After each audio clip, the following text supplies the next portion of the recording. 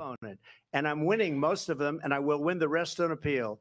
And you saw that with the decision that came down just recently from the Supreme Court.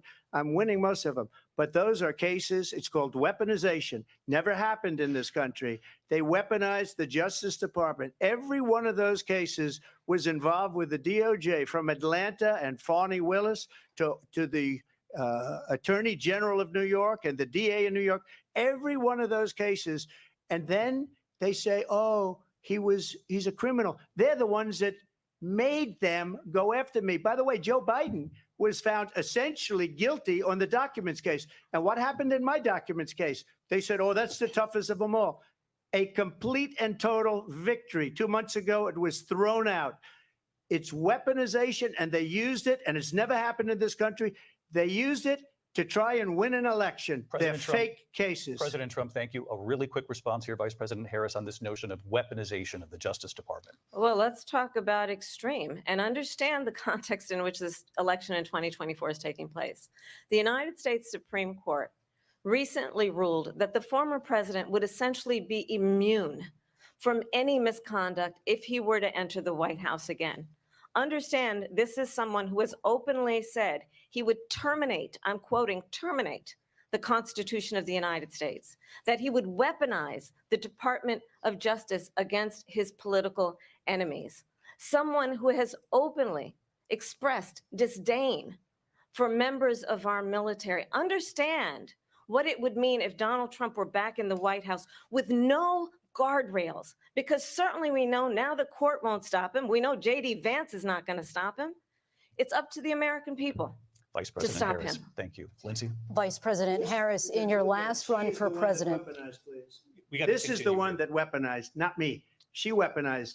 I probably took a bullet to the head because of the things that they say about me. They talk about democracy. I'm a threat to democracy. They're the threat to democracy with a fake Russia investigation that went nowhere. We have a lot to get to. Lindsay? Vice President Harris, in your last run for president, you said you wanted to ban fracking. Now you don't. You wanted mandatory government buyback programs for assault weapons. Now your campaign says you don't.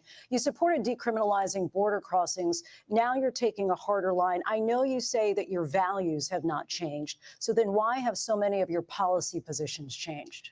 So my values have not changed, and I'm going to discuss every one of at least every point that you've made. But in particular, let's talk about fracking, because we're here in Pennsylvania. I made that very clear in 2020. I will not ban fracking. I have not banned fracking as Vice President of the United States. And in fact, I was the tie-breaking vote on the Inflation Reduction Act, which opened new leases for fracking. My position is that we have got to invest in diverse sources of energy so we reduce our reliance on foreign oil.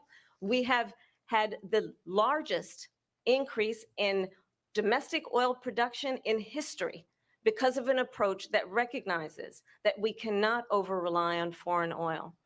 As it relates to my values, let me tell you, I grew up a middle-class kid raised by a hardworking mother who worked and saved and was able to buy our first home when I was a teenager.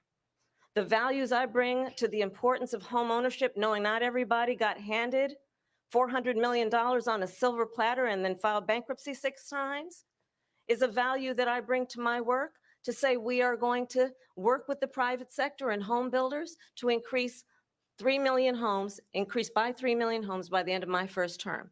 My work that is related to having a friend when I was in high school who was sexually assaulted by her stepfather.